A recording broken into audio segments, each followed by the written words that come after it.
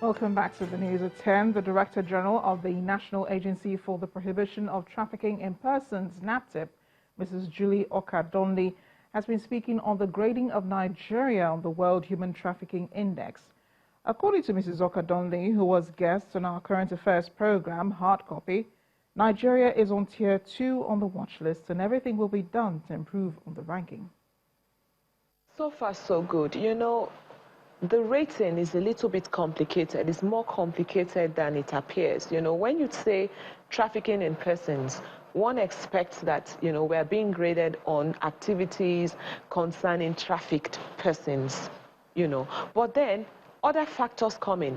Now they bring in factors like the army, for example. They claim that the army has got a lot of civilian JTFs and they have little children who work, you know, and as child soldiers. And yes, that's the allegation, and that is trafficking. And they also have a lot of abuses going on in the IDP camps, you know, where there's sex for food and trafficking activities also take place in the ID camps, so they are alleged. So, I mean, this is not, you know, purely a NAPTIP thing. So there are some things that we don't have control over, and so each of these agencies or law enforcement agencies, you know, have to deal with that. But the army has always repeatedly denied the fact that they don't have child soldiers with them. And not too long ago, UNICEF had even cleared that. UNICEF had confirmed that they were no longer child soldiers. The Comptroller General of the Nigerian Immigration Service, Mohammed Babandide, has advised Nigerians to make use of its electronic platforms in processing all applications for international passports. This, according to him, will reduce the interface between its officers and applicants. The immigration boss, who was briefing reporters a few days after the service rolled out the 10-year passport validity, explains that sanctions will be meted out to any officer involved in the fraudulent act. We want to reduce access between officers and money. We encourage payment online. We are aware in some passport office, when you pay online, they are angry with you. So you know how to do Oyibo, you pay online. We are dealing with them. As the people complain, we deal with the officers there. Here, in the new passport, you cannot bring cash. If you come, you didn't pay online, we'll refer you to the bank. You can pay with your card. So that we reduce cash transaction in the system. If you do that, you will reduce touting. We have done an operation in Amami market last week. We have arrested many people who are very good in making documents. I assure you we'll continue to go to court, including immigration officers. There is no immunity for us to do forgery. We are not governors. So if we forge, we can be dealt with by court. Here to brief us on the day's major business stories is Anne Mawudo.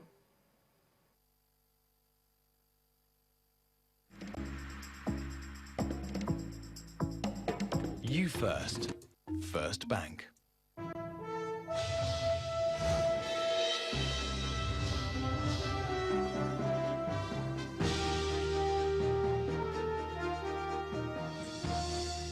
Thank you very much, Amarachi. Now, South Africa's telecoms giant, MTN Group, has appointed a former central bank governor and Emir of Kano, Mohammed Sanusi II, as a non-executive director. This appointment of the former CBN chief executive, effective July the 1st, is coming as the telecoms operator prepares to list its local unit on the Nigerian Stock Exchange. The appointment, which is part of boardroom shake-up, will also see the emergence of South Africa's former Deputy Finance Minister, Mcebisi Jonas, as the Telco Group's new chairman. MTN has also announced that it has appointed a separate board for advice on border African issues, which will be headed by former South African President Thabo Mbeki.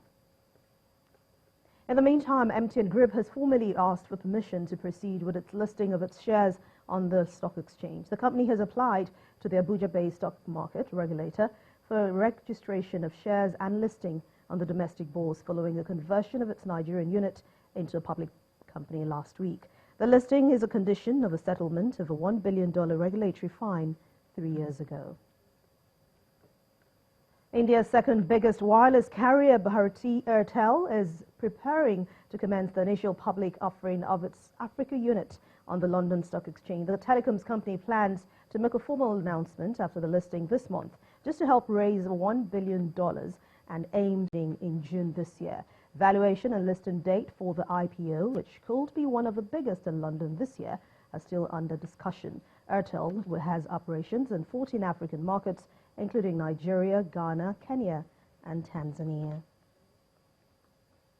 The World Bank says that it plans to boost lending to African countries as part of its effort to help fight poverty on the continent. The new president of the Bretton Woods Institution, David Malpass, made this known after touring Madagascar, Ethiopia, and Mozambique between April the 29th and May the 3rd.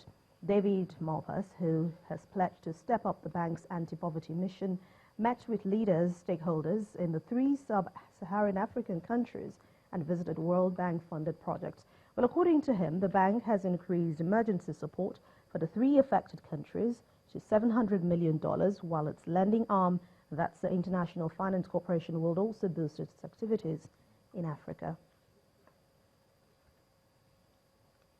The month of May seems to be looking very good for the domestic stock market as trading sentiment sustained positive trend for a second day today in support from components of the industrial goods and the banking sectors. Let's join Edidiong Inyang for the details.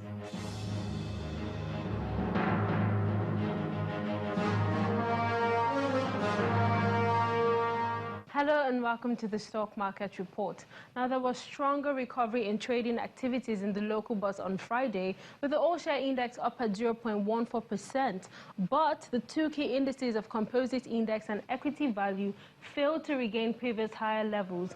Now, the trading day shows an improvement in turnover of 356 million shares, while the Naira value and total transactions are consistent with the previous day's session. Now, Friday's index growth was due to gains in the industrial goods and banking sectors, which were up 1.57 and 0.28% each, while insurance, oil and gas and consumer goods closed the day in the negative territory. Now, these were the most traded stocks: Transcorp, Access Bank and Courtville. Well, that's a summary of trading activities at the Nigerian Stock Exchange. I'm Edidiong Iwang. Back to you, Kayode.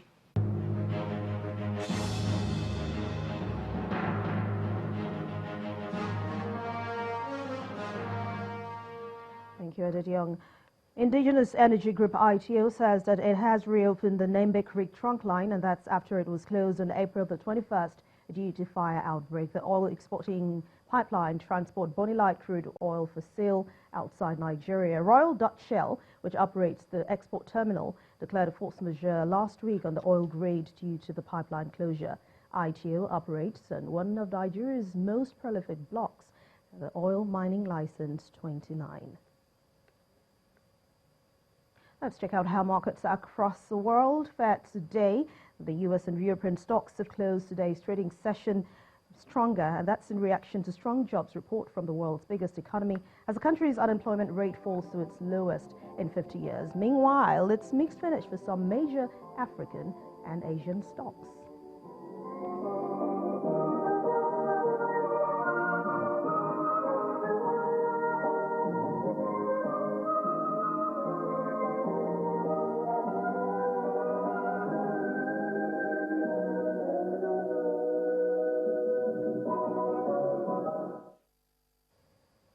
That's Business News Tonight. Thank you for watching. I'm Anne Nwado. The rest of the news at 10 continues now with Amarachi. Have a wonderful weekend.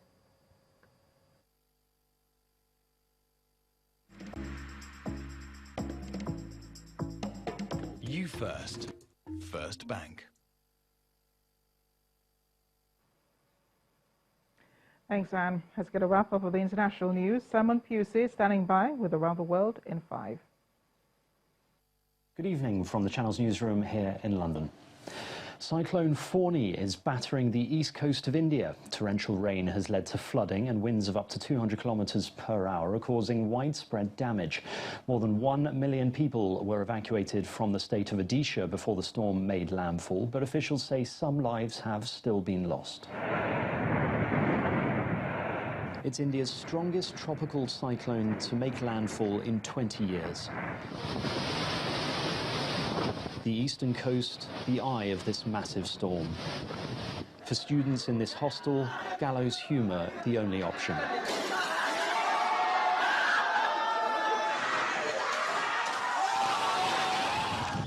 A cyclone in 1999 claimed more than 10,000 lives. Since then, new laws and a national disaster management authority have been set up. More than 1 million people have been evacuated from Odisha, many of them moved to shelter homes, of which there are hundreds. While there have been casualties, India's new disaster response plan seems to be paying off. We are just prevent the people not to go inside the sea beach corridor because it is now high sensitive. So we are in the assistance of the police administration and the NDRF team. We are preventing all the local people and the viewers not to go inside the sea beach corridor, and that is dangerous. Authorities have also warned of potential flooding to sea-level homes. Fani is expected to hit 15 districts in Odisha before weakening on Saturday. Spain has vowed to protect a leading Venezuelan opposition politician. The country is refusing to hand over Leopoldo Lopez, who sought refuge at its embassy in Caracas after he appeared in public with the opposition leader Juan Guaido. He was supposed to be under house arrest. Speaking from the Spanish diplomatic residence, Lopez said there will be more military movements and he expects President Nicolas Maduro's rule to end within weeks. Our call is to all the military, to all civilians, to all Venezuelans who love our country, who have taken up the responsibility of contributing to ending the usurpation. The dictatorship is going to end. Meanwhile, the United Nations has voiced its concerns over the situation in Venezuela, saying 5 people were shot dead during protests since Monday. The Human Rights Office also wants information on the disappearance of opposition politician Gilbert Caro. The fate and the whereabouts of Mr. Caro remain unknown for the moment. The authorities have not confirmed his arrest. They've not informed, nobody has been informed of his place of detention. He has not been brought before a tribunal, and according to our assessment, so far his detention constitutes an enforced disappearance. We are calling on the government of Venezuela to fully reveal his whereabouts. Sudan's military council has reportedly rejected a civilian majority on the Joint Transitional Team. Speaking to the BBC, Lieutenant General Salah Abdel Khalek said an equal share of membership may be considered. Hundreds of thousands of protesters are maintaining their positions at a mass sit-in outside the Defence Ministry, demanding the ruling military relinquish power.